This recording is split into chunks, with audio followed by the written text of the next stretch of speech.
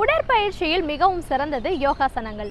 அத்தகைய யோகாசனங்களை நமக்காக கற்றுத்தர வந்திருக்கிறார் ஆசன ஆண்டியப்பன் அவர்கள். இன்றைக்கு என்ன விதமான யோகாசனங்களை அவர் கற்றுத்தரப் போகிறார் என்பதை கவனிக்கலாம். நிகழ்ச்சியில் முதல் பகுதியாக வரவிருப்பது நலமுடன் வாழ.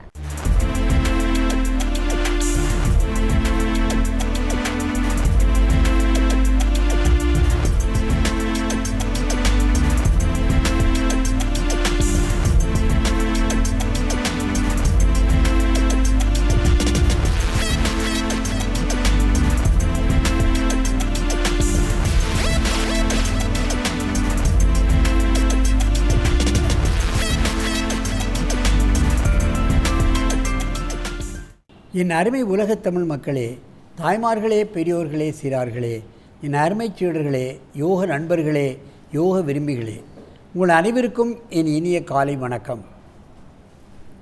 கலைஞர் தொலைக்காட்சி நிகழ்ச்சியில் நலமுடன் வாழ என்னும் பிரிவில் யோகாசனத்திற்கு அதிகாலை வேளையில் முதல் நிகழ்ச்சியாக தரப்படுகிறது. அதிகாலை வேளையில்தான் நல்ல காரியங்களையெல்லாம் நாம் செய்கின்றோம். குளிக்கின்றோம், கோயில்களுக்கு செல்கின்றோம், இன்ன பிற நல்ல காரியங்கள், திருமணங்கள் போன்றவற்றை காலையிலே செய்கிறார்கள். அந்த பிரம்ம முகூர்த்தம் என்று சொல்லக்கூடிய நேரத்தில் இந்த ஆசனங்களை செய்தால் நல்ல பயன்கள் நமக்கு ஏற்படும் என்று யோக நூல்கள் கூறுகின்றன. அந்த நிலையில் பார்ப்பீர்களானால் நமது அரங்கிற்கு 2 மகளிர் வந்திருக்கிறார்கள், தாயும் மகளும். இவர்கள் யோகாசனத்தில் மிகவும் விருப்பமுள்ளவர்கள். பயிற்சி சாலையில் எனது பயிற்சியாளர் நெடுங்காலமாக இதை பயிற்சி பெற்று நல்ல ஆசனங்களை செய்து கொண்டிருக்கிறார்கள். விஜயலட்சுமி அவர்கள் 55 வயது, ஹவுஸ் ஒய்ஃபாக இருக்கிறார்கள். லட்சுமி வயது 35, அவர்கள் MPA ஃபைனான்ஸ் வங்கியில் அதிகாரியாக பணி செய்து கொண்டிருக்கிறார்கள். அவர்கள் இருவரும் இப்பொழுது அற்புதமான உசட் ஆசனத்தை செய்யப் போகிறார்கள். நீங்கள் கவனிக்க வேண்டும். என் அருமை சீடர்களே, நீங்கள் 2 பேரும் பத்மாசனத்தை கலைத்துவிட்டு வஜ்ராசனத்துக்கு வந்து அப்புறம் நீங்கள் உசட்டாசனம் செய்ய வேண்டும். காலை நன்றாக விரித்து வைத்துக்கொண்டு மெதுவாக எழுந்திருங்கள். காலை நன்று விரித்து வைத்துக்கொண்டு குதிங்காலில் கையை வைத்து உடலை முன் தள்ளி இதை செய்ய வேண்டும். இடுப்பை முன்னால் தள்ளுங்கள். இடுப்பை முன்னால் தள்ளணும், கொஞ்சம் கையை அமுக்கி. இதில் நுரையீரல் விரிவடைகின்றது. நன்றாக மூச்சு இழுத்து விடுங்கள்.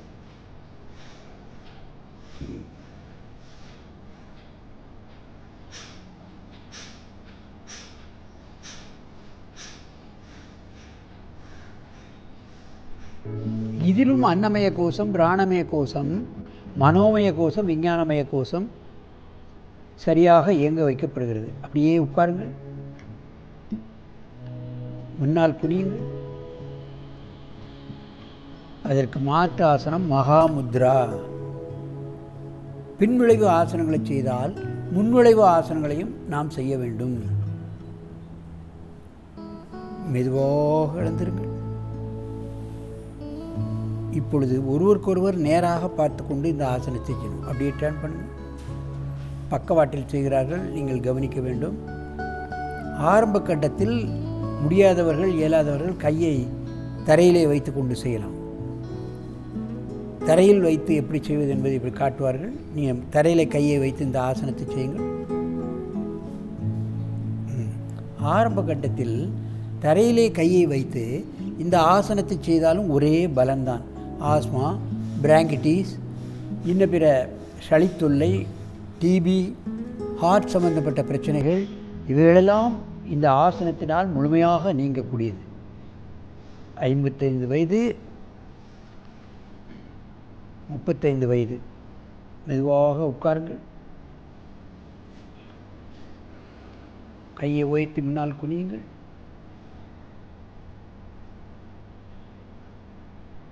நீண்ட மூச்சு.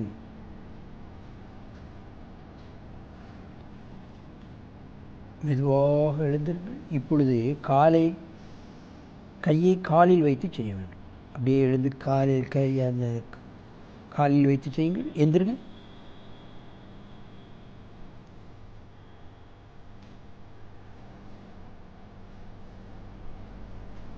தலையை நல்லா போட்டணும். நல்ல மூச்சு விடுங்க.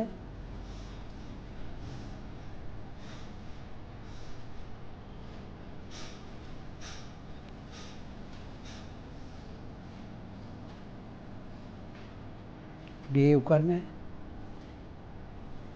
முன்னால் குனியுங்கள்.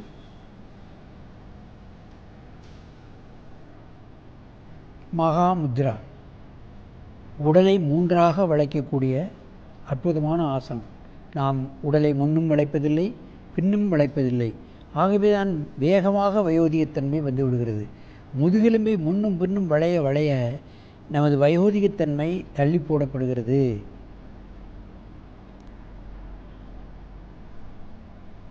மெதுவாக எழுந்திருங்கள்.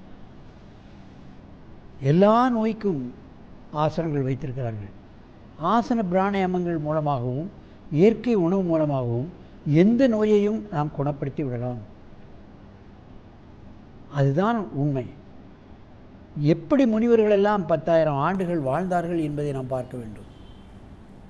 இந்த ஆசனத்தையும் அவர்கள் கனிபலங்களையும் மூச்சு பயிற்சியும் செய்துதான் அவர்கள் பல்லாயிரம் ஆண்டுகள் வாழ்ந்து நமக்கு இது போன்ற இலக்கியங்களை, மருத்துவ நூல்களை, வான சாஸ்திரம், ரேக சாஸ்திரங்களை நமக்கு தந்திருக்கிறார்கள். குறிப்பிட்ட ஒரு வயது வாழ்ந்தவர்களால் அந்த சாஸ்திரங்களெல்லாம் நமக்கு தந்திருக்க முடியாது.